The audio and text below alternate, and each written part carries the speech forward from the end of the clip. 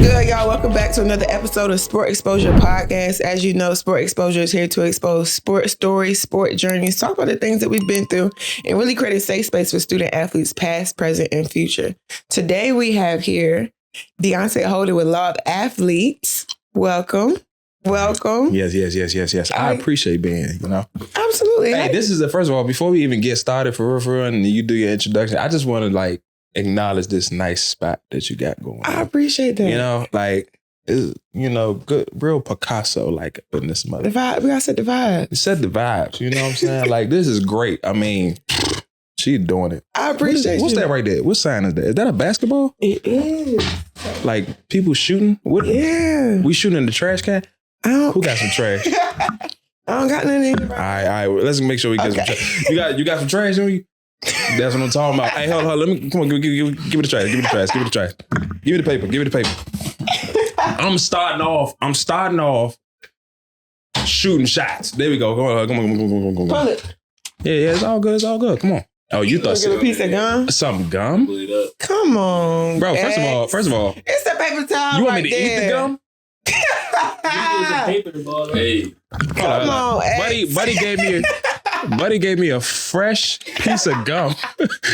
He don't eat it. Just throw it away. That's crazy. I'm gonna put this right here just in case you want it type stuff. Thanks. All right. Let me get the court, y'all. Let me get the court. I'm coming out.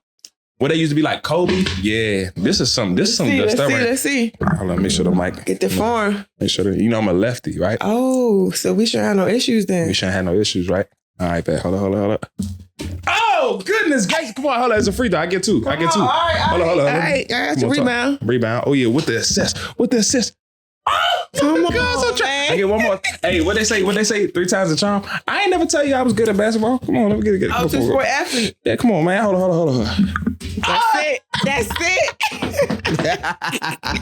That's it. All right, I'm lit now. All right. We lit now. We on that. Yeah. All right. Nice little icebreaker. Yeah, there we go. See? Okay. Well, as we see, basketball wasn't your sport.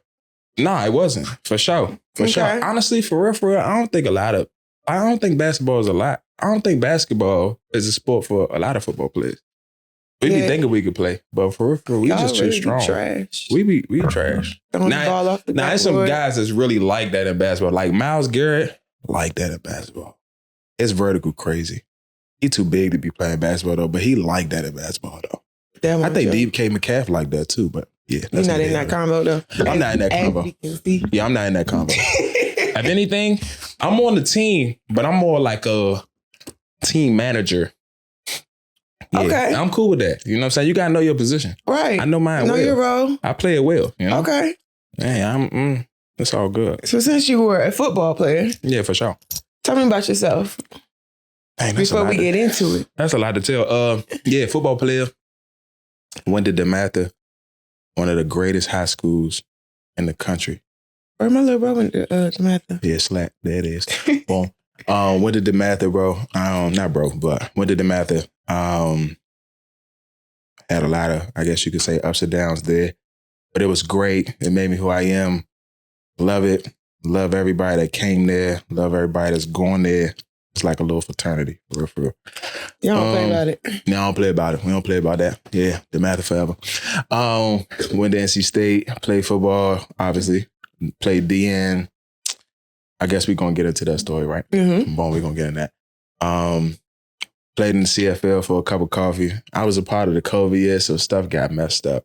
Oh man. We'll get into that too. Yeah, we're going to talk about that too. We'll get into that. Because, it was a whole lot of stuff with that. But yeah, though, I guess you could say, football player, but I was more than an athlete for sure.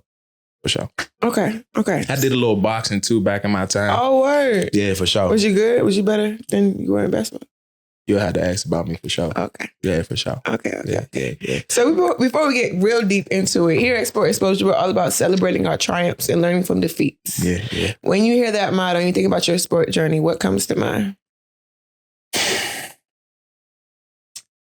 Me breaking my foot and I guess you could say being resilient with, regardless of the things that was set to stop me, I was able to keep going forward. And I guess, the people in the situations that didn't want me to succeed, I was able to still overcome that, And we'll talk about more of that, I'm sure. For sure. So, Okay. yeah. So where did football start for you? Where did it start? Yeah. I played football when did I start playing football? I was 5 years old. To be honest, we're going to talk about that. I was 5 years old when I started playing football. And I don't even know if I really wanted to play at the time. But then I started loving it because I realized I wasn't good at basketball. So it is what it is. Had to go alternative route. Exactly. We had to, Yeah. boom. But I realized I was good at it. So yeah, I started playing then. To be honest, I'm gonna be real with you. I don't even know if we should be playing football that young. All the head trauma. Man, I don't even think I was really showing up later in your lives. Yeah. Mm-hmm. Yeah. Yeah, I started young, but I built a lot of great relationships. Like some relationships, I'm still cool with those guys. I mean, the parents and stuff like that. Like it's really like family. So for us to be able to like play football as long as we did, or play sports in general as long as we did, and still have relationships, like it's dope. So yeah, I've been playing since I was a young kid, but I've been playing defensive end my whole life. That's crazy. That is crazy. I feel like I should be like one of the greatest DNs in the world, but it's okay. I wasn't. It's okay. It's all right. It is what it is. Did somebody introduce it to you? Were you around it, or you just started playing? My father. Yeah. You see, I said father, right? Mm-hmm. Father. DMV. Mm-hmm. Yeah, that way. You know what I'm saying? My dad, he introduced me to it. Yeah, coach. He loved what he does, man. So shout out to him. Shout out to Coach Juice. So you went to a very highly recognized school in the DMV and played football. Yeah. What was that high school career like? It was like college. I'm not gonna lie to you. It was real like college. I don't know if it's an all boys school. Yeah, it was like college for real. Everything was a competition and something. Like we was always compete with each other. Laugh, cry, talk shit. We do all of that. You know what I'm saying? Above. All of the above. And people would be like, oh, it's an all-boys school. Why would you want to go there? I'm like, first of all, let's be real. Yes, it is an all-boys school, but our games was lit. Yeah. Our games was lit. I think about sports before I think about all boys. I was a sports school. Like, we wasn't even tripping off of that. Like, the games was lit. When it was time to show up and show out, yeah, people were showing up and we were showing out. How was the decision made to go to the Mather?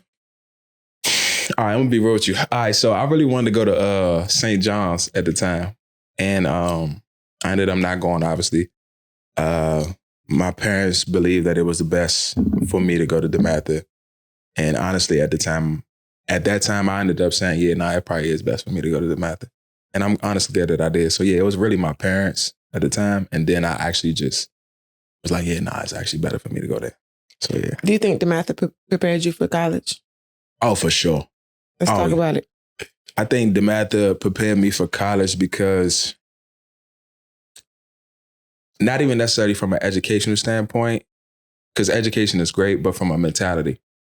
Like the effort, the work ethic that you just had to have in order to be successful at DeMatha, it just had to be up there. You know what I'm saying? And I think a lot of the guys that came from DeMatha can resonate with that. Because there's a lot of, professional guys. High-level athletes coming through there. Yeah. So the mentality was just a little different than I would say at other educational institutions. Yeah. So what was it like playing with high-level athletes, competing with them every day as a high schooler at that? A lot of high schools can't relate. Because when I was out, it was just two good players on the team, not the whole team. Yeah, honestly, to be honest, it wasn't even really the whole team, but I mean, majority of the team, we was going at it. Like, we had this one guy, that's my man, Jawan Bentley. Like, he was like the Ray Lewis of DeMatha. Like, his whole presence, how he worked, his leadership, it was just like top tier phenomenal. Like, everything he did was like it was infectious in a great way. Like, my man would get up early in the morning. He was up every morning, 5 a.m., working out. You know what I'm saying? We would have our own, like, the actual team workouts. We had practice, all that stuff. You feel what I'm saying? Like, he was really putting that work in. And that's why he in the league right now, still playing for the Patriots and doing well. Start early. Yeah. He had it. Early. My man had it. So, yeah, shout out to him. Goodness gracious. Yeah, thinking of him. right now. Did you have any injuries in high school? Did I have any injuries in high school? Probably like little nicks and bangs. Nothing crazy. But nothing crazy. Like my serious injury was when I was in college. So we'll get it. We ain't got that yet. No, we ain't got that. We ain't got that yet. Don't make me tear up. Say no, I'm playing. How was your recruiting process at the Mather? And what was it like for you? Because that could be a very stressful time for some student athletes.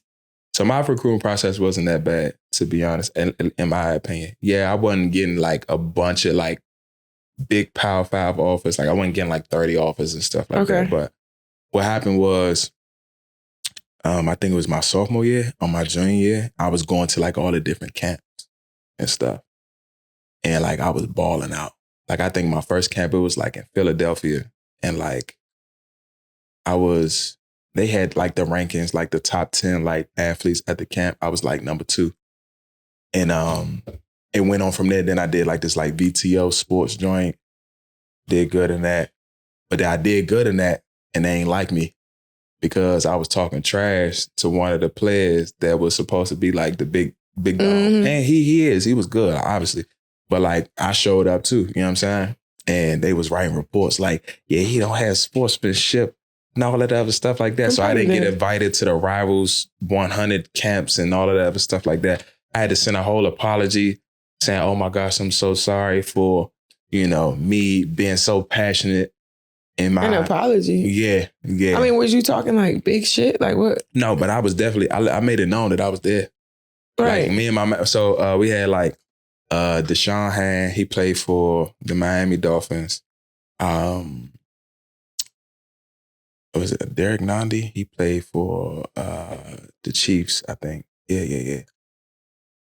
Who else? Anthony Brown, I think, or Andrew Brown. Yeah, we was just like, we was balling. We was balling. Like, and I don't think they expected me to ball, but I was balling. So one of the guys that was one of the top guys, like we was going at it and I was talking my stuff.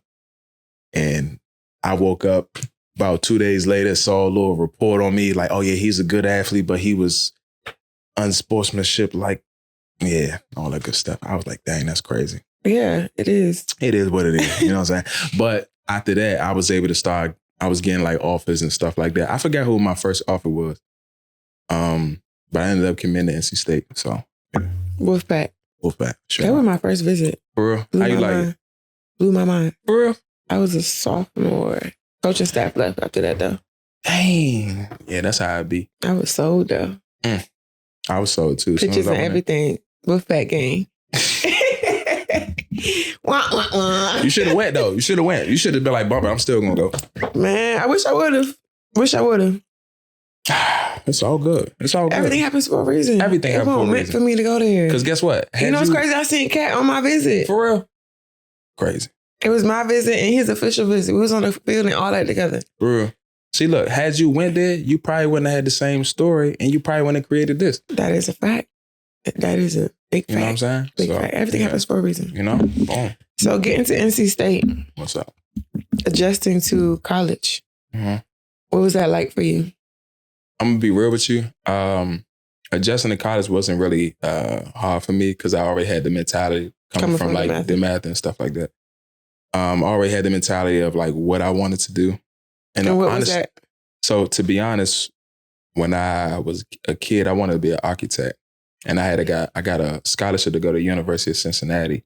Wow. And at the time, the University of Cincinnati was one of the top 10 schools in architecture. Now, I didn't know, the logistics of being an architect, right? And what it would take.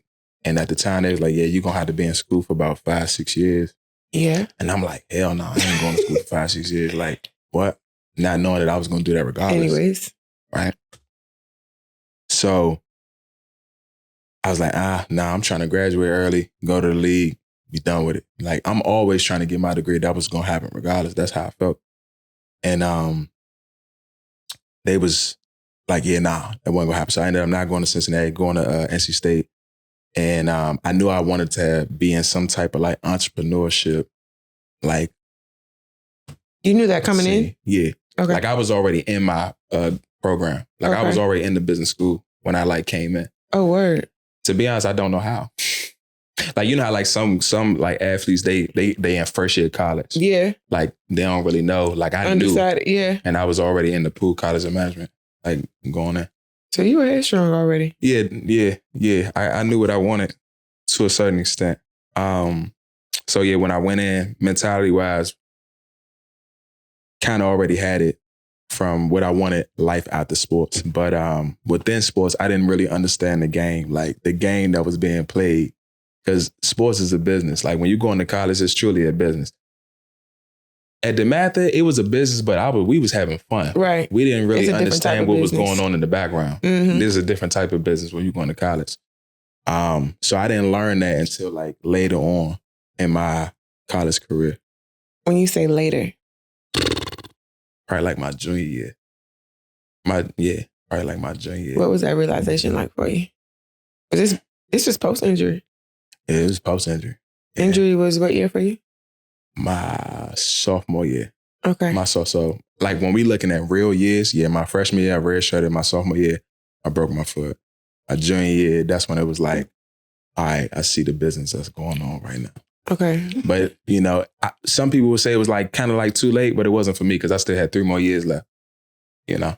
Yeah. So let's back up to that injury. Yeah, it was crazy. All right, so look. All right, so look. Oh, take the glasses off. It's serious. I know, I took glasses off. It got real just okay. now. So, went to NC State, right? My sophomore year, second day of training camp. I forgot the exact date. I think it was August 3rd, September 3rd, August 3rd. I don't know. Was running for a sack. As soon as I planted my foot, snap, right? And it's the second day of camp. Yeah, second day of training camp. It's crazy. I know, right? It was supposed to be my time. At least I thought it was. Everything happens for a reason, remember? Everything happened for a reason. Boom. So I broke my foot, right? And didn't really know what it was, but it hurt bad. Like I wouldn't wish that on nobody. Like, and if anybody that knows what a Liz Frank fracture is, like they know like how bad that is. It's like in comparison to like an ACL, like that's the recovery time. But some people would say it's a career-ending injury for real, right? Like a lot of horsemen back in the day, they would get that injury when they would fall off the horse and their foot still be like attached to the little latch. They used to actually cut your foot off because they didn't have the utensils and stuff to like fix your foot. Like back in the day. I was going to say, you got 2. Yeah, I got 2 feet. Woo. Yes. Thank God. Right. So when I broke my foot, it took me about like a year and a half to recover. And at the time I really had to like find myself, like the things that I truly liked, the things that I was good at, the things that truly took me away from like that depressive or that depression, right? And I faced a lot of different trials and tribulations with that because one, I was recovering. They was rooting for me, right? They was like, oh man, you doing good. Meaning the doctor, right? The doctor like, oh man, you doing so good. You doing so well, right? When I started to get back onto the field, you know, I go for like my last couple of checkups and the doctor sit me down and he like, so Deonte, you know, I really care about you, right? And he was like, you know, I really, you know, want to see you be able to like, you know, live life outside of sports later on, be able to walk with your kids and all of that good stuff like that. He was like, I think you should take a medical scholarship. So at the time, I didn't really know what a medical scholarship was. But what is it? So a medical scholarship, in a sense, in layman terms, is basically you accepting the fact that you can no longer like actually physically play, right? Okay. So you're going to take this scholarship, right? And as soon as you graduate, you basically done, right? So for me, I understood that I had 3 more years to play. So me taking a medical scholarship was like, nah, like I'm not doing that. I'm talking to the doctor. I'm like, so why are you telling me this now? Because you was the same person that was telling me I was like doing great. And he was basically saying, due to the statements that he was reading, right, it's best that I should take this, you know, medical scholarship, right? Coming from the doctor. Yeah, from the doctor, right? And honestly, it's the business of sports. It was probably so many different conversations going on in the background, so I can't even really, you know, say nothing about a whole bunch of people. But when you look at it like this, right? I redshirted my freshman year, so I didn't really contribute to the team. I broke my foot my second year, so I ain't really contribute to the team. My third year, I ain't really play like that. And that's when I really started was, getting my foot together. Wasn't really contribute to the team. So they like, all right, we got to figure out how to get them up out of it. You know what I'm saying? Business. Right. I wasn't cancer to the team. I wasn't doing none of that. It's like, but we need to utilize this scholarship for somebody else. Boom. So that's when it happened. And in my head, I'm like, nah, that's not happening. I said, look, before you try to tell me I can't play football, you're going to have to come see me play. Just period. That's what you're going to have to do. Because he asked me, he's like, Deonte, how you plan on going about this? I said, well, before you tell me I can't play, you're going to have to come watch me play. He said, all right, cool. He said, if you limp at any moment, you done. I said, dang. He was watching. You know what I'm saying? So when he told me that, I'm like, all right, bet. Say no more. Let's do it. So that the next day, he coming to see me practice. Crazy enough. I'm going to tell you how crazy this is. I'm like, I'm giving you the long version versus the short version. Okay. The day that he was supposed to come see me play, I'm driving to go to practice. My tire blew out. So I'm like, yo, I'm on the side of the road trying to figure out how I'm about to get there. I'm texting my coach, like letting them know, like, yo, my tire legit blew out. Like I'm not running late, none of that. No bullshit. Right. So I ended up getting to the facility, right? And when I ended up getting to the facility, I'm obviously late, right? Practice about to start and all that good stuff. And he says, like, I see the doctor leaving, because he clearly see I'm not there. I'm like, nah, I am here. Boom. I'm like, all right, bet. He's like, all right, let's go ahead and watch you practice. And they was putting me through drills to make me limp. Like I was put in positions where I had to limp. But like something in me was like, hell no, you're not limping today. And on top of that, I was already late to practice. So like at around that time, I would have started limping if I was to practice from the beginning of the practice towards the end of the practice. But I ended up getting there late. So like all I had to do was put in my good little 30, 45 minutes. Boom, I'm out. Limp later. Literally. So when I knew what they was doing, like I just turned up even more. And then after that, like I was showing him, like I told you I could play. Boom. So he was like, I mean, it's nothing I can do. Like, I mean, he just showed me. You know what I'm saying? So then they was like, oh, well, he got to get a second opinion. I was like, all right, if I get a second opinion, I'm getting a second opinion from my doctors, not y'all doctors. Like, because I already know y'all doctors going to tell me, oh yeah, no, I think you should really sit out. I'm not doing that. And had I known this, I probably would have got surgery from another doctor. No shade to him. You know what I'm saying? Because he's just doing his job. But if I would have known what I know now, I would have chose who I wanted to do my surgery. And I didn't even know you could do that. I had a couple of players that actually did it. Like I had one of our teammates, they like flew to Florida to get like shoulder surgery instead of using like the team doctor and all that stuff. Smart, like that. Yeah. I was like, dang, I should have did that. But I had already got surgery. It's all right. You gonna help the next one? Oh yeah. Help the next. Help the next one. Yeah. That way. So yeah, that happened. And honestly, me and that doctor, we ain't never talked since that time. Since he came to see me practice, we ain't talked. So what happened after that? You said your doctors had to come watch you. No. The doctor that told me I couldn't play, like I should take the medical scholarship. Okay. Came to watch me. Okay. And that was the deal that we had. Like, if I don't limp when you come see me, then you can't tell me. Yeah, you leave me alone. So did you continue practicing? Oh yeah, for sure. Limping? No, I was lit that day. Probably the next day I was limping a little bit. But the thing is, I be telling people, you gotta understand, like when you face an injury like that and you play the position that I play, like being a DN, you constantly like hitting somebody and stuff like that. You constantly on your feet, pounding, driving a bigger guy that's in front of you. Like, you're going to definitely face some like aches and pains towards like the end of practice and stuff like that. Regardless. That's just the nature of the game. So, but that didn't stop me from being able to perform because I was able to always push through. So did you work your way back? Oh yeah, for sure. For sure. Like my fifth year is when like things blew up for me.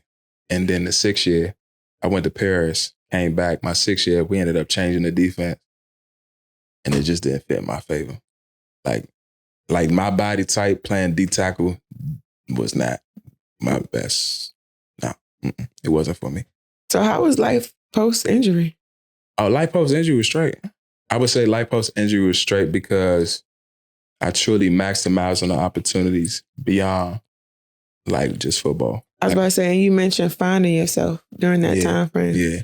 What did that look like for Deonte? Because that looks like it's different for everybody. Yeah. I realized that I love nature. Really? Crazy, right? I wouldn't go camping though. You wouldn't? Nah, I tried that and I saw a spider right in front of my face and I was like, nah, never again. How big was it? Big as hell. So what would you do? Ran. Were you by yourself? No, it was like a team cabin trip. That was it. That was it for me. I ain't go to sleep. And some crazy stuff.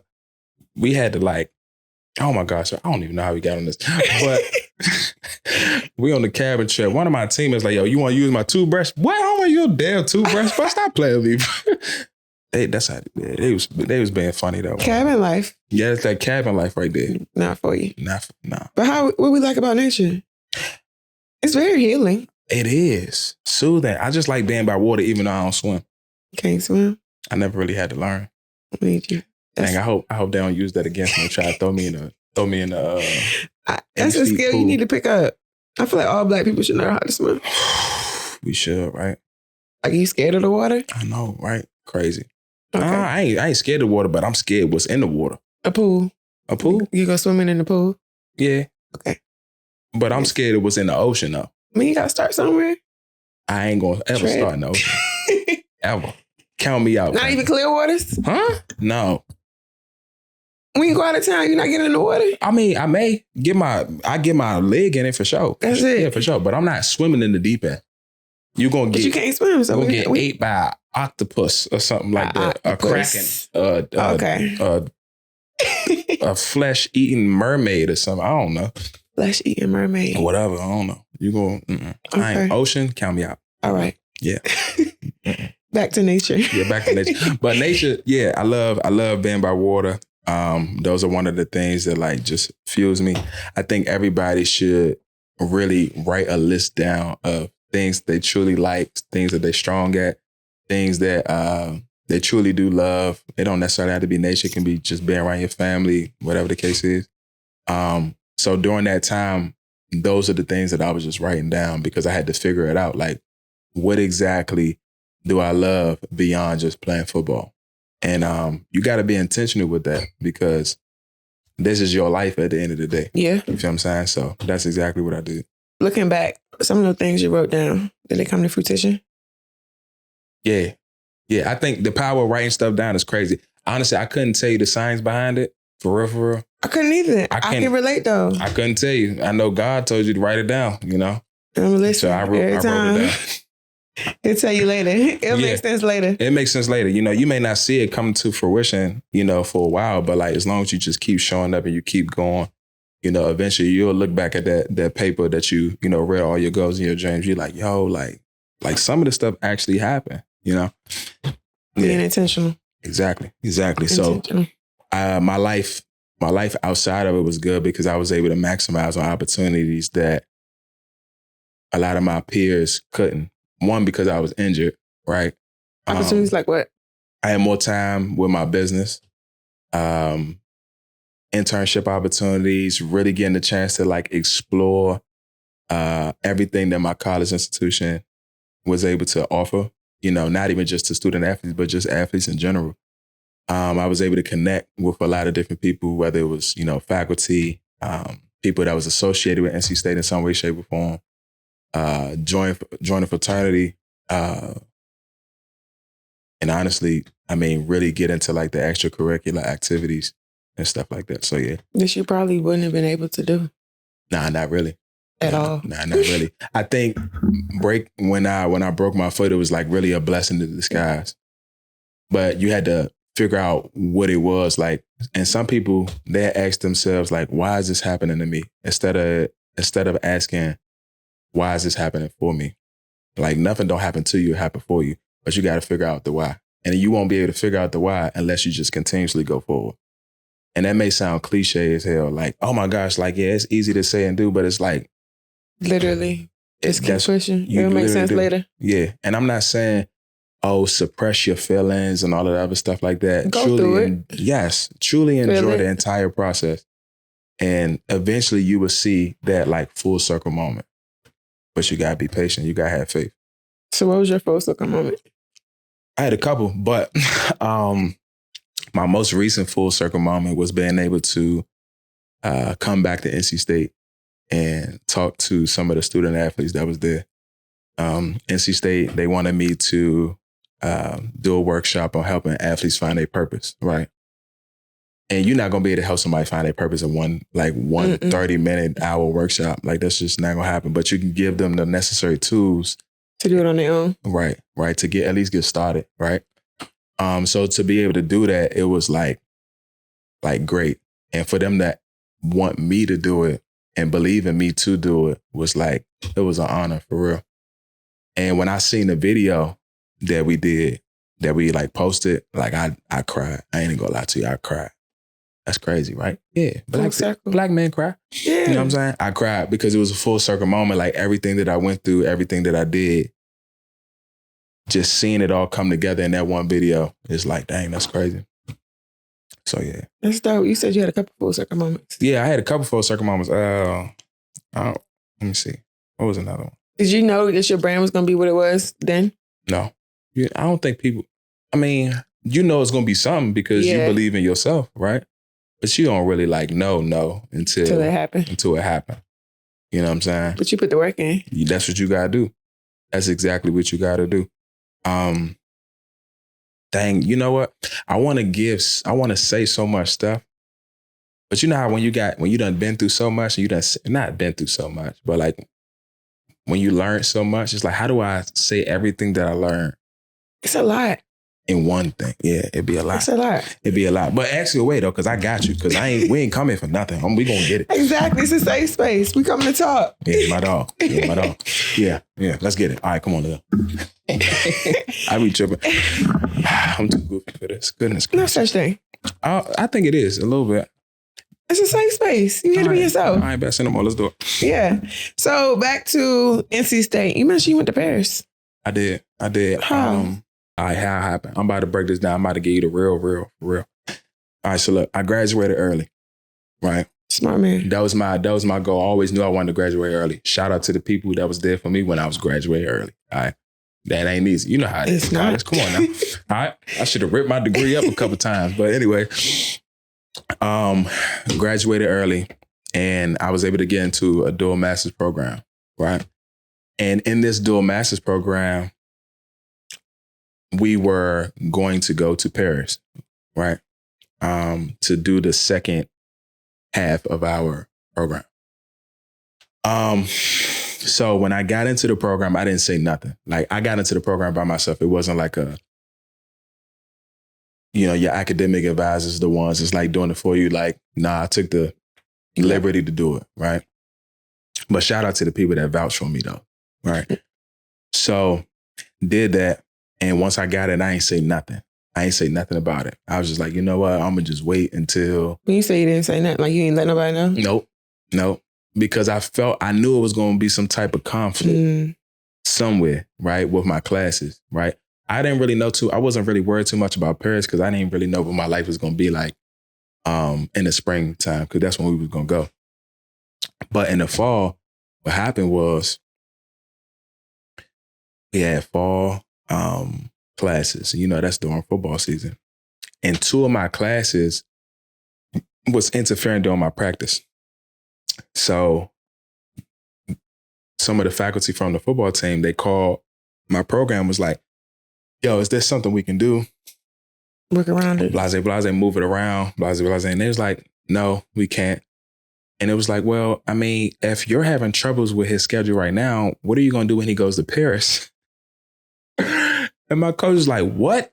He got to go to Paris? So I was like, oh, damn. So now I'm in a situation where it's like, I may have to let go of this program in order for me to play football. But me, I'm like, nah, it got to be a way. And the program directors at the time was like truly like vouching for me, right? They really wanted me to be a part of the program. And I sat down with the AD at the time, Michael Lippitz, and my program directors, and we came up with an agreement. But it was like, you know what? Okay, he can't go to Paris this year, but he can go next year. So they had to end up extending my program. So I couldn't go with my cohorts in 2017. I couldn't go with them to Paris. So I had to stay here. So I had to add on other like classes and all that other stuff like that, right? Boom. And I said, all right, bet. I talked to my director. I said, look, y'all got to make sure that they gonna pay for this. Like, if I go to Paris, like if they making me push back the program, I need them to write in a letter that they gonna pay for my entire study abroad trip. They wrote the letter. And as soon as they wrote the letter, I applied for my 6th year because I knew I was always going to get my 6th year due to my injury. As soon as I applied for my 6th year, got it approved. I was like, now I bet now I can go to Paris, right? My 5th year and come back with a whole nother year of football type stuff. Tough. But what happened was they wanted me extended to my last year because they wasn't thinking, oh yeah, this person, he want to go to the league and all that other stuff like that. He already been through enough. Like, just give him what he wants so he can go ahead and skedaddle. Get up out of here. Right. But that wasn't happening. Oh, yeah. But Paris was nice though. How was that experience? It taught me a lot. I realized that I had to be very adaptive to like my environment. And when you go to places like that, right? Sometimes we may have it in our head whereas though, you know, they gotta adjust to me. But it's like, no, you need to adjust to them because their environment. This is their environment. Right. And in so many words, this they hood. Nah, for real. You know what I'm saying? You walking up in they trap, Yeah. right? So for me, I'm like, all right, bet I really had to, you know, really embrace like the lifestyle that they was living. And it felt like home. So for me, I wasn't dreading being in Paris. How long were you out there? 4 months. Yeah, I wasn't dreading That's dope. that. Yeah, it was cool. It was cool. And obviously I had to stay in shape. I had to work out. I had to make sure I was still eating right. An athlete. Right. Because I had to come back and I still had to perform. Right. Like they was trusting the fact that if I go out there, I was going to handle my business. So I wasn't about to make them regret that. Because you had to come back and handle business too. Exactly. And on now, you know, student athletes at NC State are able to like study abroad and stuff now. Because of you. I wouldn't say because of me, but had I messed up, they'd probably be like, ain't nobody studying abroad. Ain't nobody going nowhere. Right. I don't care if it's down the street. It's like, no, for real. Don't step foot off campus. Yeah. So to be able to do that, like, it was dope. And the only thing I really wish I did when I was in Paris was connect more with people who wasn't a part of like my program at school. Yeah. Because that was going to make it feel like home. You know what I'm saying? Like where you can really go back and the people that's really from there. Yeah. And I did that, but I did it towards the end when I'm like about to leave. You know what I'm saying? So yeah, I think whether you studying abroad or whether you in school, like truly look at the opportunities that's beyond the initial opportunity that you get, right? So for football, right? Going to school, yes, the opportunity to be a football player and potentially make it to the NFL is great, right? But also the opportunity to build relationships with people I don't even know is even greater because this is all about relationships. Like you in the people business, no matter what business that you in. So when I realized that, that's why I was able to get like that holistic experience from a student standpoint, but also from an athlete standpoint, right? So when people ask me like, oh, would you go back to school? Nope. I don't really see it unless I want to get my PhD or something like that. But it gotta make sense. Right. It gotta make sense. And then like going to Paris, right? Yes, I'm there for school, right? I'm there because I'm studying abroad. But what other experiences can I have beyond just going to school, right? Like who can I connect with beyond just my classmates and my teachers and stuff like that, right? Because you just don't know. Well, that's the mindset you gotta have wherever you go. Exactly. And to be honest, when I look at athletes, right, I can't be mad at us. I can't be mad at myself either for us not knowing how to do that. Because when we was athletes, right, think about it. And this may be taken in a bad way when you use this word. But in a sense, we were forced to connect with the people that we see every day. Our teammates. Yeah, and that's it. Our coaches, X, Y, and Z. So you don't know how to truly, build relationships with people beyond that. So you got to really put yourself out there and be uncomfortable, right? With putting yourself out there and getting to know new people and building those relationships. Because you're going to realize years later that those relationships that you built was the reasons why you got certain opportunities that you have right now and things of that nature. They don't teach us that. No. That's why we're here though. We're here to expose gems. Dropping gems. You in the people business. I don't care what business you in the people business. You got to learn people. Learn people. And some people may say, oh, that's like very manipulative and stuff like that. No, you need to learn people. You have to. Yeah. You got to understand social styles. You got to understand that your way of thinking or talking is not going to fit for everybody. It's no different than a coach.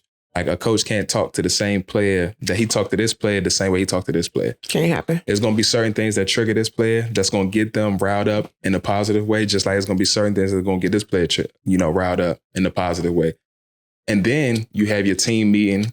Once you have your individual meetings, everybody on one accord, so they know exactly what you're saying. Exactly. In the team meeting, it's no different. Know your personnel. Exactly. Know your personnel. There you go. There you go. Who did I learn that from? They won't fit for you. And they changed the defense. I ended up playing a position that I really wasn't supposed to be playing for real, but it is what it is. It happened. I was still able to make it. I was gonna say, you still be. Yeah, I was still able to make it. Yeah, I played in the NFLPA game, did well. And then, like I said, played in the CFL for a cup of coffee. After that, I was done. Actually, when they released me in the CFL, I smiled. I was like, you know what? I watched a video on Facebook of you talking about the experience. For real? Oh, what video was that? Dang, I done talk so much. I don't even know what video that is. That's crazy. You were just basically making it a learning experience. Oh, yeah. It was great. When they released me, I was like, thank God. I know that's crazy to say that, but yeah, no, I was. Because the thing is with my injury, right, I was going through so much pain. Like, I was praying to God every day, like, why am I going through this? Like, am I going through this for $65,000? Like, for real? Now, after taxes, you probably paying probably about $55,000. Make that make sense now. Make it make sense. Like, what am I really doing this for? And I was like, well, look, I'm not going to give up. Like, I'm not going to quit. Like, if they let me go, regardless, I'm going to be content with it. I ain't going to have no bitterness in my heart because I gave it all I had. So when that happened, I was like, all right, well, there it is. I did all I could do. God, you told me. He did his thing. He did a thing, And I felt like if I would have kept going, something would have happened. Well, it was like, I wish I probably would have stopped when I had the chance. When he told you to. When he told me to. Like, I was getting the signs. I was. And you wouldn't be doing what you're doing now. Right. It worked out. I guess you could say that. It worked out. You know what I'm saying? It's a blessing in all your I'm telling you. Trials and tribulations. You got to find that thing, though. Gotta go searching sometimes. What trials and tribulations you face? Yeah, I'm on you now. I'm your interview. Hold up. She thought Yeah. She thought I wasn't going.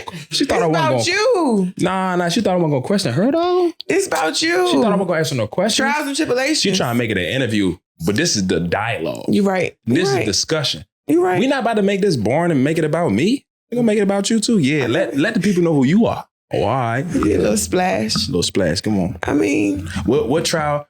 Name one trial and tribulation that you have faced and what you learned from it. Talk to me. I would have to say I dealt with a very mentally and emotionally challenging coach in college.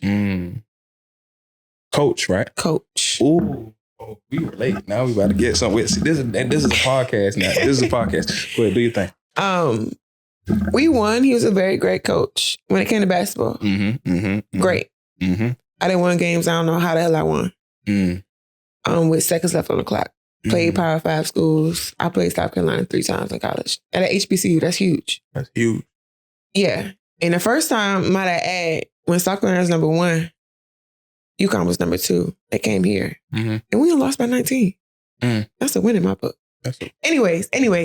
But the experience was great, but him as a person was very hard to deal with because as a coach, you look to them for leadership, right? Right. And I always tell people that coaches are an extension of your parents for 4 years. Right. And when you deal with someone that is mentally and emotionally draining, it's hard for me to perform for the reason you brought me here. Mm-hmm. Because I'm one of those, I'm a stubborn player, very stubborn. And in those 4 years, it didn't make sense to me and I didn't care enough to transfer. Because I'm home. But it was very challenging. I don't think that I realized how challenging it was till after the fact. Because I used to see my teammates crying every day in practice. And the way I look at it is like, as a coach, like, how could you take that love from us? You know what I'm saying? Like, as a sophomore, I had the love of the game sucked out of me. But I didn't care enough to transfer. So it's just one of those things. I'm going to just be here. I'm going to do what I can, get my degree paid for, and dip. But looking back at it, it's like, I don't know what life would have been like if I went to another school. Right. I could have been overseas because I could have found my love again for it. But I would have to say, all in all, it created this, like you said. Right. It created this because now I talk about those conversations because those are things we usually don't talk about. Right. Right. You see a coach is winning and winning and winning. We don't talk about the experience. Right. I never talked about my experience because nobody cared because we was winning. Right. She was like, shut up, you get a piece of paper, you get a ring. Like, which is, I'm super grateful for. But when you talk about college experience, those are very pivotal moments in your life. Right, right. You're growing, you're figuring out who you are, and then you got this coach just bashing you every day. You know, it's crazy. I ran through a similar situation just like that. Like when I broke, I ain't even gonna say his name.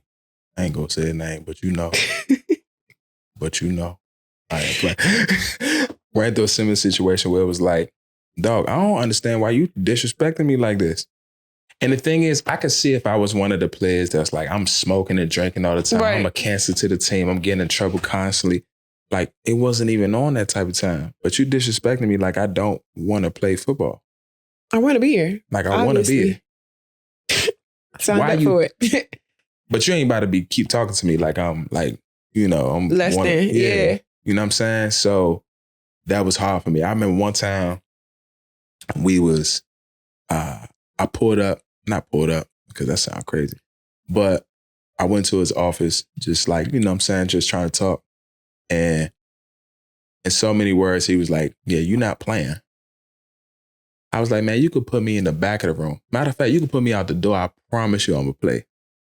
This is the coach. You. Yeah. My position coach at the time. That's crazy. My head coach told me I would never play Division I basketball. That's crazy. That's wild. The resume says otherwise. Dang. Exactly. Talk to him. Boom. That was crazy, you know what I'm saying? But he was a great coach. He was a great coach. I mean, like technician. I mean, obviously he got a lot of us in the NFL, right? But I just think the way he went about his messaging at certain times was just wasn't right. I'm also realizing coaches they didn't know. Yeah. Back then. Like until these new kids, they start speaking out like, you're not talking like my mental health is being altered by my coach. Yeah. They didn't think about that back then when we was playing. Mental health wasn't even a thing. Right. Or conversation. Right. Now we got team psychiatrists. Right. This is new here. They didn't care about none of that. Right.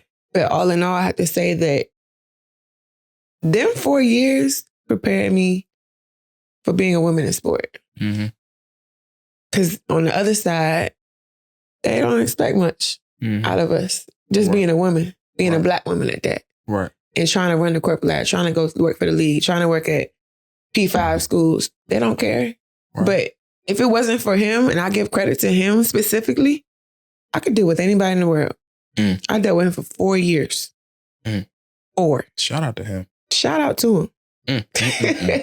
He ain't a villain in your story, but shout out to him. You know Shout out to him. Shout out to him. Now we're going back to you. Back over here. Right. This is your story. I got him. Right. This your story. It was a dialogue. We was doing dialogue. We was having having conversation. I appreciate it. I don't really like interviews like that. I like when it's like a, you know what I'm saying? You're the first one. I'm the first one? Uh-huh. What you mean? Ask me a question. Because I care. Appreciate you, man. It ain't one-sided, double-sided. I appreciate you, man. That way. You know what I'm saying? All right. Say no more. All right, back. So leaving the CFL. What about it? After that. What happened? What happened after that? You tell me. Oh, leaving the CFL after that. I left the CFL. That was 2020. It was. Fast forward 2024. 2024. No, I think it was, I can't even remember the dates. But I started the podcast and all that good stuff. Phenomenal podcast you got going on right now. We was doing the podcast, the Law Athlete podcast. Had a lot of trials and tribulations with that. That's the name of the game. We all got to go through them. Yeah, we all got to go through them, right? Right. Got to. Ain't no testimony without a test. Say it. Say it now. Preach. I can't with you. Right. You know what I'm saying? So, that was great. Learned a lot about just being an entrepreneur, working with different people, working with different social styles and stuff like that. The logistics of having a podcast and all that. Partnerships, bad partnerships. I mean, the whole nine. I can give it to you. Out. What? I don't even want to blow nobody's spot up. We ain't gonna do that. I ain't even that type of guy. I ain't even that type of guy. So yeah, we ain't even gonna do that. But yeah. Since then, curated different partnerships for a law athlete. Became an investor in one of the companies that we actually curated a partnership with. The podcast stuff, we was doing that for about 2 years. So what is law athlete for the people? Let us know something. All right. Well, when you look at the name itself, it's a philosophy, right? So the philosophy is, if you truly tap into your potential, not only would you be successful in your sport, but in every facet of your life. And when you look at the things that you acquired in your athletic journey or your career, you being resilient, your work ethic, right? Being team oriented, and the list can go on.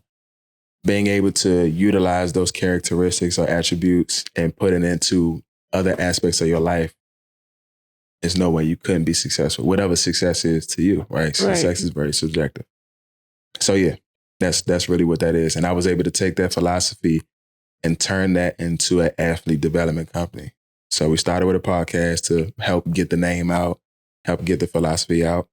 And then I went into educational programming because that's truly something that I care about. Like being in the room with the athletes and being hands-on and giving them the game that they need it's so fulfilling, in order for them to be successful. Yeah, it is. It's dope. It's dope. You get to be what we needed. Yeah. I'm trying to be the people's champ. For sure. The athlete's champ. How has it been? It's been good. I mean, yeah, it's been good. I mean, like I said, I done faced a lot of stuff. I made a lot of different mistakes. Being an entrepreneur, I learned a lot of different things. Being an entrepreneur, you know what? I'm going to go ahead and pull out my phone.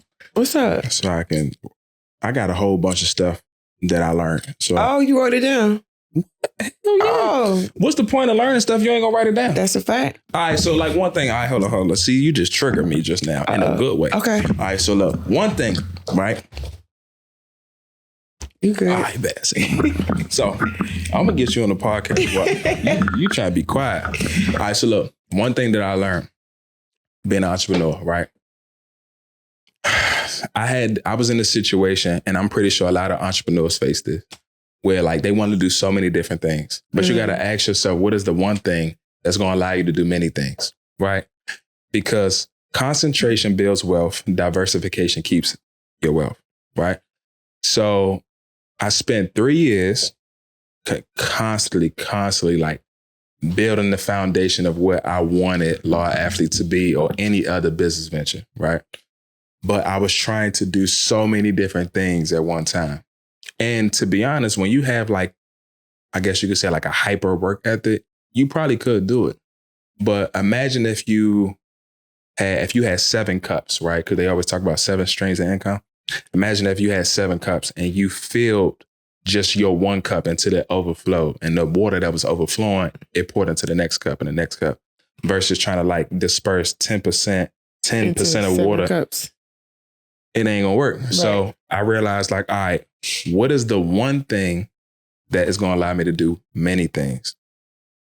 And for example, LeBron James, his one thing that you would say is basketball. One of the greatest athletes ever, right? Ever. But he also does many things, right? Being an executive producer. He has a school, X, Y, and Z because of that one thing. Right. Hone in on that one thing and it would allow you to do many things. Now, in today's society, we always talk about plan Bs and all that other stuff like that, right? I actually stopped saying plan B. I just say my other plan A. I'm going to maximize this plan A, right? We're going to have another one. And it's going to bleed into my other plan A. For sure. For sure. That's what's going to happen. You know what I'm saying? And positioning is very, very, very key. So yeah, actually, you know what's crazy? Brandon Marshall, shout out to him. One time I was training at his facility for the NFL draft in 2020. And we was on a break. We had worked out. We did our early morning workout and like I was chilling. Everybody else was asleep. Mm-hmm. I was chilling, grabbed my iPad. I'm working on my business. And he walk over. He like, yo, what are you doing? I'm like, what you mean what I'm doing? Like, I'm chilling. I'm just working on my business. He's like, yo, you need to be watching film or you need to be, you know what I'm saying? Like lock in on that because, you know, the contract that you're going to get from football is going to allow you to, you know, pay people to do these things, type of stuff like that. For you, yeah. Right? And in my head at the time, I'm like, well, we don't have that same opportunity. We don't have that same situation, right? Like, I honestly don't even know if I'm going to make it. Right. So these are the things that I'm doing in the meantime, between time when I have the opportunity to essentially, you know, invest into myself. But I completely understood what he was saying, right? With just like, hey, look, focus on this one thing right here. What is the one thing that's going to allow you to do many things? Open up doors for others. You got to identify that in every aspect of your life. What is the one thing that you could do in your relationships that's going to allow other things to happen, you know, almost simultaneously? It's like a domino. Like if you lined up all the dominoes right here, if you line up all the dominoes and you kick one and it just, but what's that one thing that you kick? You got to ask yourself that. You know what I'm saying? So for me, I'm going to give you the real, right? So for me, Law Athlete is like my one thing because it's a platform, right? I can promote my other businesses. I can promote other people's businesses. I can get interviews. I can meet different people. Connect with different people. Like I can do all of that under this one thing. Now, you know, you continuously like refine what that one thing is, even within, you know, your business. But yeah. You're dropping some gems. No, not really. Not yet, at least. Because you can see now I'm getting hot. Ask me a question, say no. You're dropping some gems. I'm serious. I'm about to get you right. I'm about to get you right. Because I'll be writing this stuff down. Look, all of the stuff that you learn in your life, you need to write it down. A guy had told me one day, he was like, okay, you need to measure your successes and you also need to measure your failures, just both the same. All right. All right. For one, you're going to learn a whole lot more when you actually, quote unquote, fail. That is a fact. Right. Yeah. But you also need to learn from the things that you did great at as well, because you need to keep doing them. Yeah. You know what I'm saying? You need to do both. So when good things happen to me, when bad things happen to me, I wrote it down. And I made sure I wrote it down. So I look at it, I'm like, all right, bet. I know not to do that again. And I keep looking at it until it becomes like embedded into my brain. And then honestly, if I die, I can pass that joint to my kid and be like, look at all your things. Don't do this. This is the whole guideline of life right here. You don't have to listen to it, but I mean, it's right here. Yeah, that's dope. You know what I'm saying? I'm going to take that down. I'm going to go ahead. Yeah, what is that? Yeah. You ain't about to send you this right here. What are you talking about? You crazy. See, look, she tried, please. All right, hold on. Let me go ahead and get right. Because I got to give y'all some gems. I know this podcast is going to be long, so we're going to have to crop this. Just put all the good stuff in there. We keeping it all in there. You going to keep it all in there? Oh, I mean, we cut and edit. We'll see. I mean, I just don't want people to be bored because I'm trying to give y'all the for real. All right, hold on. Let me go ahead. What I used to call it, commandments. There we go.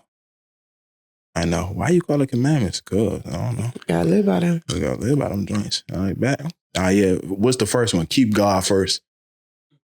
Say it again one more time. Keep God first. Amen. Come on now. Amen. Hallelujah. All right, I ain't going. All right, bet. Let's do it. Let's get into it. Oh, you want me to? I can't. I mean, you know how long this is right here? Okay, give me a few. All right. Important ones. All right. Who do you listen to? Me? Yeah. Who do you listen to? I would have to say I listen to my business partner. Why? Because he has multiple businesses that are doing well. And that's what you want? Yes. Good. Good answer? Good answer. Okay. You listen to people that have what you want. That part. If not, it's going to be the blind leading the blind. Please don't listen to everybody. Goodness gracious. Actually, it's a book called The Richest Man in Babylon that actually teaches that. See, I knew he was going to talk. Yes, I knew he was going to talk. Now, here's the thing, right? When you listen to people that have real data, real stories, and real experience, for real. The thing is, right, you may not have the data, right? Like, you may not be able to teach me how to make $1 million because you never made it, but you could definitely probably teach me what not to do.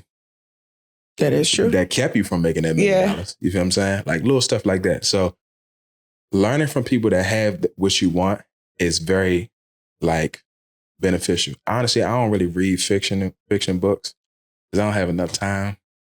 I may ChatGPT it. I'm going to try. I love a ChatGPT. I love a ChatGPT now. You know what I'm saying? But, stuff like that. What else? I got to look, you know what I'm saying? Because I told you I'd be like, all right, bet. Mastering the basics. Goodness gracious. And everything that you do, please. Like, you know how they always talk about, like, I don't know if your coach ever talked to you about this, but, like, your skills, you need to either use them or you lose them. Master the basics and everything that Foundation. you do. Everything that you do. All right. And for me, I haven't mastered much yet because I'm only 28. I'm still learning as I go. You're doing all right. I feel like it. No? I'm 28 too. Yeah. We doing okay. We doing all right. Yeah. Yeah. We still learning. Right. But you know what? On that, see, you be triggering me in a good way. And that, right? Had this saying in your head, all right? I never got it. I'm always getting it. I never got it. I'm always getting it. And the reason why I say that is because your mentality is always telling you, or you have the mentality of saying, I'm always learning. I'm always willing to learn. No matter what, when I walk out the house, it's something that I'm learning. If you're not learning, you're dying. Yeah. You feel what I'm saying? And people be like, oh, that's so cliche. Yeah. But I'm so serious. Like, have it in your head, like, I never got it. I'm always getting it. It's like math, right? Remember when we was in school, the first thing we learned, like, we learned numbers, right? Yeah. Then we learn addition. We learn subtraction. Then we start learning division. Then we learn multiplication. Then we start learning PEMDAS. What is it? Yeah. That's what it is. Yeah. That way. Then we start doing the algebra. Yeah. You know what I'm saying? Geometry, trigonometry. Right. But it all started with the numbers. But we had to keep learning. It's always something new. Now they got calculus 2, calculus 3. I'm glad I'm done. What? They didn't went too far. The point of the matter is, there's always something else to it. It's levels to this, for real. You know what I'm saying? For sure. So, yeah. Never got it, I'm always getting it. What else? Never got it, I'm always getting it. Yeah. For sure. I'm going to adapt that one.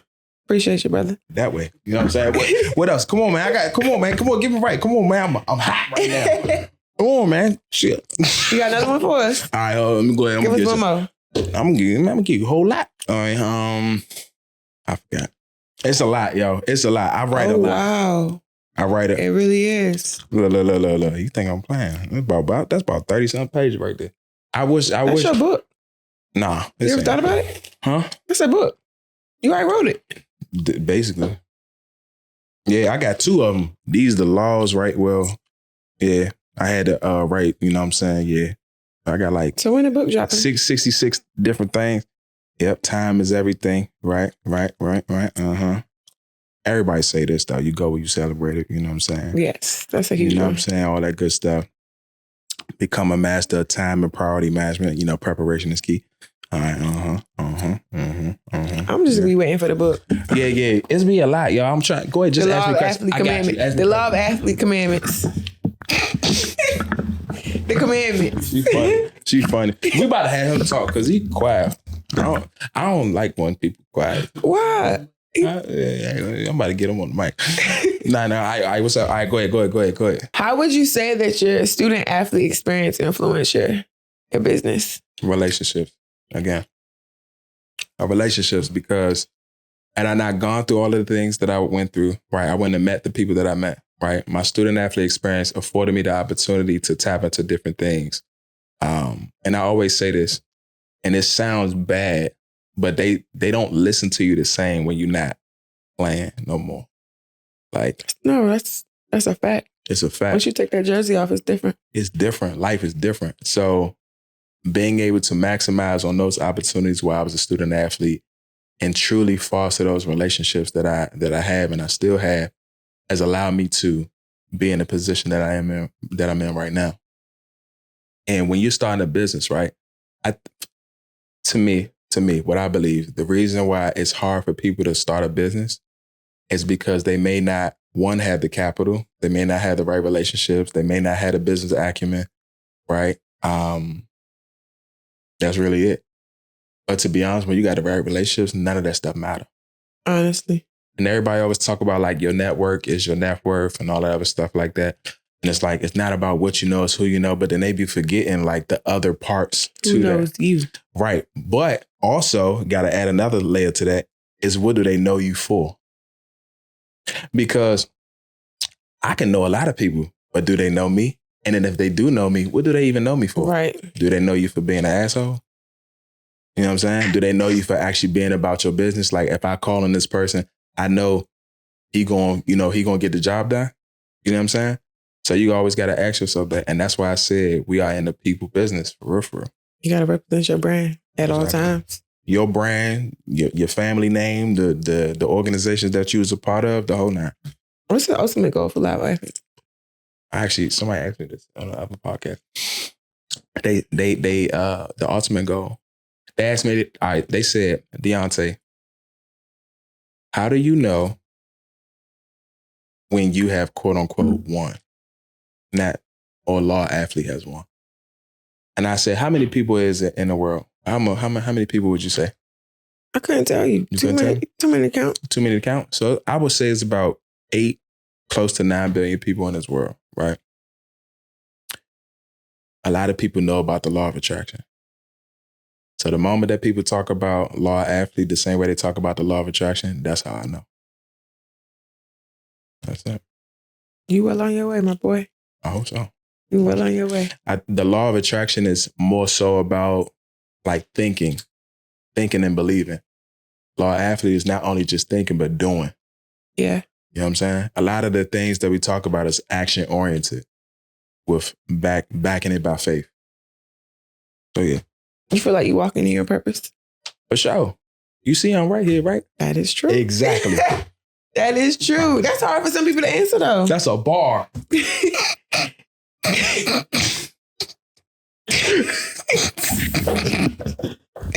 Yeah, no, I really do. I really do. And if I'm not, I'm willing to allow God to move me however he need to move me. That's a wonderful place to be in. Yeah. Like, I'm willing, however God want me to pivot, I'm willing to pivot. You know, so. When it's all said and done, what do you, Deonte Holden, want to be remembered as?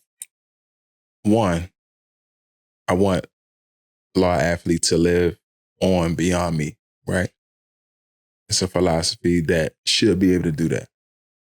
So for me, I would like to be somebody that truly cared about the holistic development of athletes in general. Like that's what I want. You know, had it not been for the things that was created during the time that I created them, right? You know, people probably was like, oh man, had he not created that, man, I don't even know like if I would have been doing this, that, and the third, right? Because I got something that I can believe in. I got something that actually works. I got something that no matter what, I'm going to be successful regardless. And it was all due to like that philosophy that was built that honestly, some people was probably already living by, but it wasn't a name for it. So amongst many things, you know, I would love to be a great father, teammate, husband, all of the philanthropist, entrepreneur, all that good stuff. So yeah. All of the above. Yeah. What do you want to be remembered as? I got her again. I want to be someone that's remembered as being a bridge for the gap. Mm. Back to the holistic approach of student athletes. Like I truly care about athletes' well-being. Yeah. And there's so many opportunities, there's so many things, educational opportunities that we don't know about as athletes that if I could just tell you, like, yo, do this instead of this. Right. Go left, don't go right.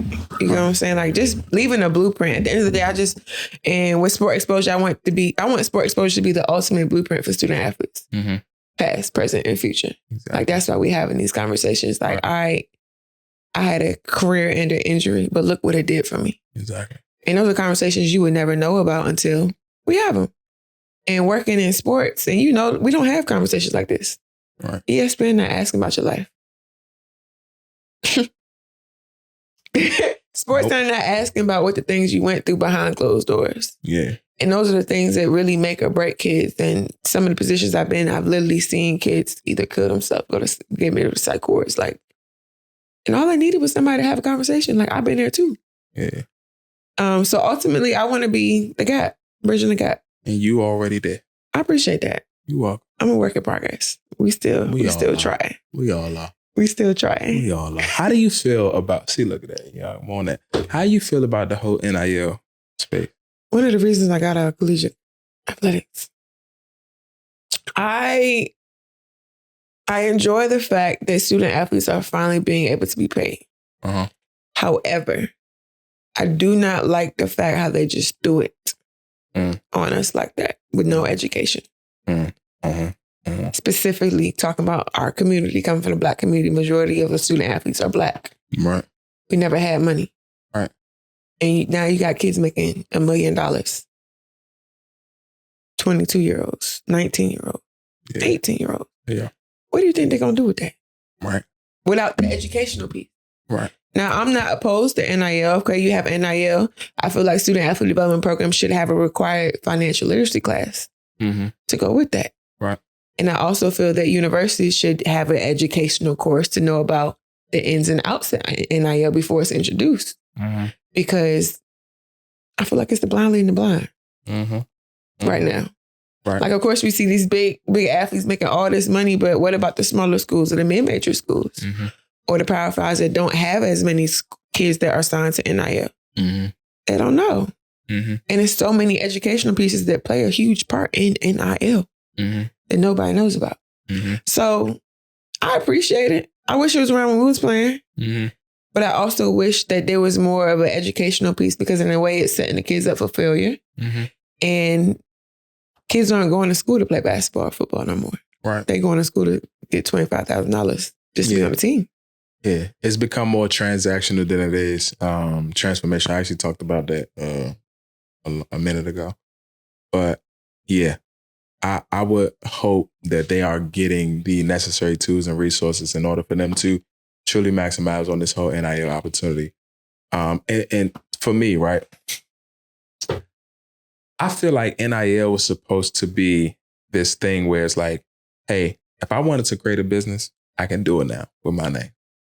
If I wanted to make money, hosting an event, I can do that now. That's the educational piece. Right. It's now become, hey, come to this school for $2 million, $300K. They're getting cars now. Right. You know what I'm saying?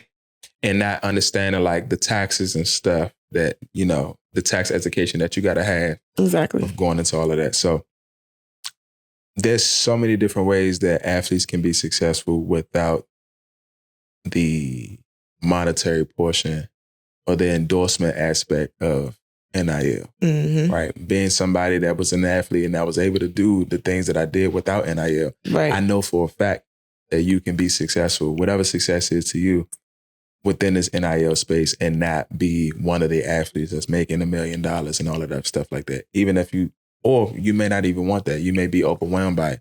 There's other avenues that you can take in order to live a really good life while you're in college and beyond that. For sure. But that's why we're here to help. That's why we're here to help. That's why we're here to help. You know what I'm saying? That's why we're here. Make sure y'all get a lawyer. Get a lawyer. Talk to him real quick. Talk to him. You may not even need an agent, for real. Because I know, I know they're going to hate me for this one. You may not even need an agent for real. Because the brands that want to work with you already probably know about you if you really on that type of time. What you need is a lawyer. You need a lawyer that's going to read through these contracts and make sure like they putting you in the best situation to prosper. Right. You also need somebody that can help you with your taxes because you're going to pay taxes. All right. You're going to pay them taxes now. Uncle Sam going to come get you. Regardless. Gonna find you, gonna trace you, gonna track it down. That way. All right. All right. You might as well. You know what? To be honest, to make it easy for everybody, you might as well just go ahead and cut it in half. You getting $1 million, just go ahead and cut $500K out. Just be like, I'm going to just put this to the side just in case they come get me. Nah, for real. You might as well. Because, I mean, that's the reality. In the league, half your check is gone. So if they say you make $10 million guaranteed, it's really 5. Probably 4 and some change. Yeah. Depending on if you got like agents and financial planners and all of that, the managers, whatever the case is, right? So, yeah. You might as well just put Give us gems. Give us gems. I'm just saying, It's appreciated. Hey, look, for those, right? For those, right? Look, well, how I look at it now in the NIL, 20% of the athletes making 80% of the NIL money. It's no different than like in football. Like 20% of like the high profile athletes is making 80% of the money that's coming in type stuff, right? Even though majority of the league is a lot of people who went undrafted and stuff like that, right? So what I believe is, you may not get $1 million contract from a brand. You may not, you still could for sure.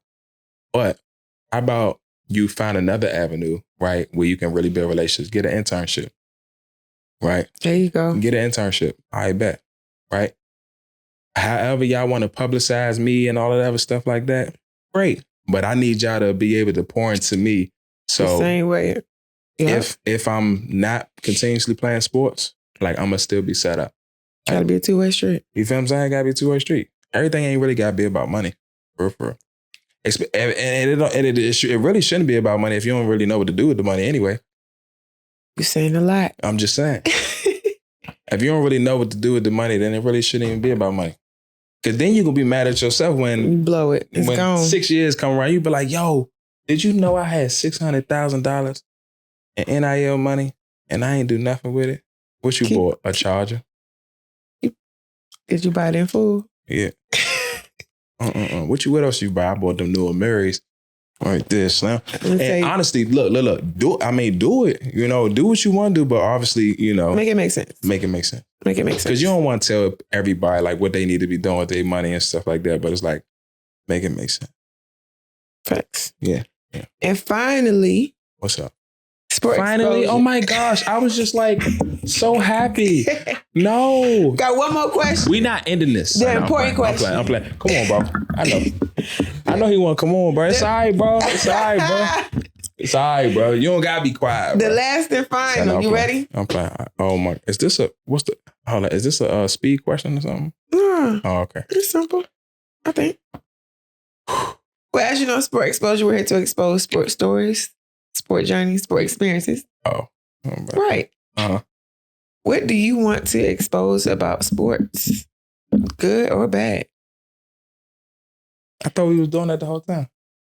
Good or bad? Yeah. Good or bad? I mean, we were doing it the whole time, but if you could talk to your younger self. If I could talk to my younger self, I bet. If I could talk to my younger self, we already know sports is a business, right?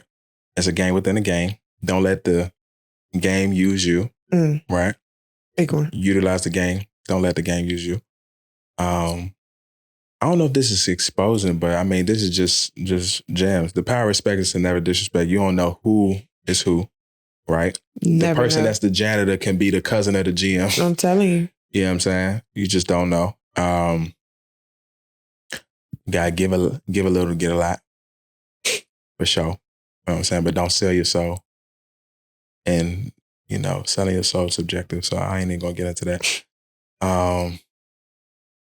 We already know sports is a business, right? It's a game within a game. Don't let the game use you, right? Big one. Utilize the game. Don't let the game use you.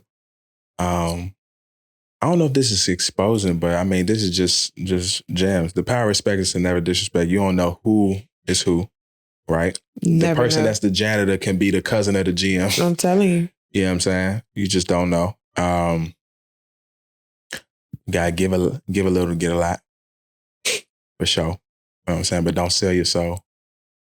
And, selling your soul is subjective, so I ain't even gonna get into that.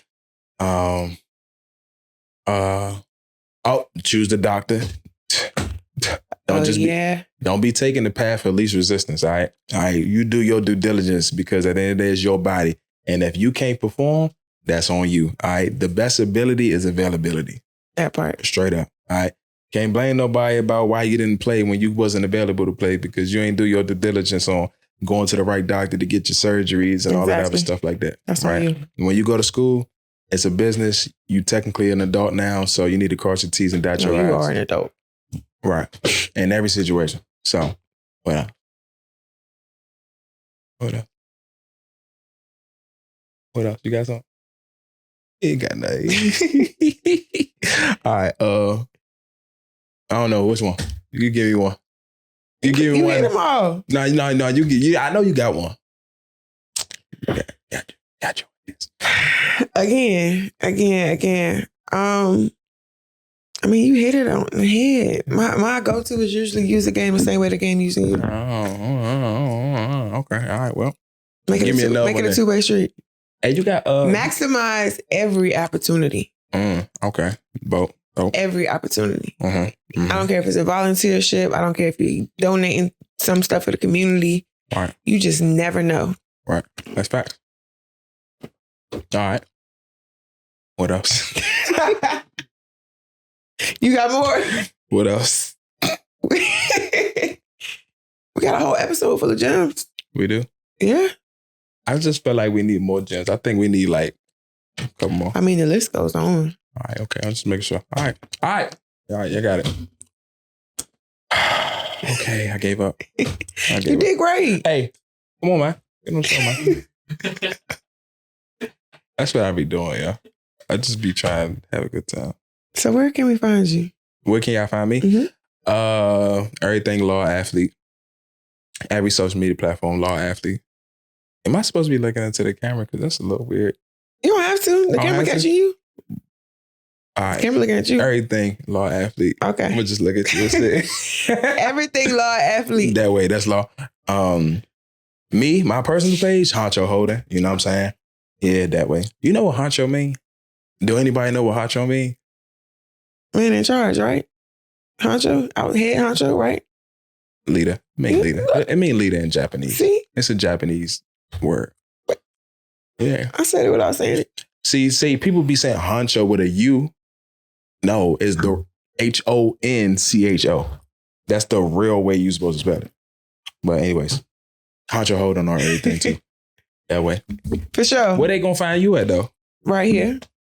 Sport Exposure on everything. That way, slack. You know what I'm saying? Sport Exposure pod on everything. On everything. Give me that tissue again, please. Cause I'm about to shoot my shot. All right, close it. To close it. And you already snow. Oh yeah, there you go. All right, watch this. All right. Watch this. You gotta put your glasses on. I don't want no excuses. Oh, no excuses. There we go. All right. Send us home, man. Send us home. And look, if I miss, it's because the bar and the way. I don't want to hear that. Huh? Stop. I don't want to hear that. All right, look. So look, I'm about to go ahead. That's crazy. Yo, that's wild. They don't want to see you win, yo. They don't want to see you win. I got you. Stop. Oh my God. Get back to me. Come on. No. That was on me. That was play. That was play. You guys running on the baseline. Yeah, there we go. Come on. All right, look. Send it home. All right, look. I make this $1 million. Million. First of all, ain't your court crooked, but that shouldn't matter. Oh my gosh, that's crazy. I'm so embarrassed. I'm about to lay it up. Give it to me. I got to dunk. Over the backboard. That was over the backboard. Use the backboard. Hey. That's wild, bro. That was crazy. You know what? I gave up. It's okay. I ain't no basketball player. It's okay. That's not what I came in for podcasting, not basketball. There you go. All right. Maybe next time. Did we create a safe space for you? For sure. Did I create a safe space for you? You did. I appreciate it. You know what I'm saying? I had to ask you some questions You too. did. Because they be tripping out here. Why they don't be asking you no questions? It ain't my time. It always your time. It's always your time. Today was your time. No. Well, I appreciate Anytime you you need for me, your you story. let me know. I'm gonna hold you to that. Hold me. Hold me. I'm gonna hold you to that. You know what I'm saying? Just let me know. You know what I'm saying? Yeah, that way.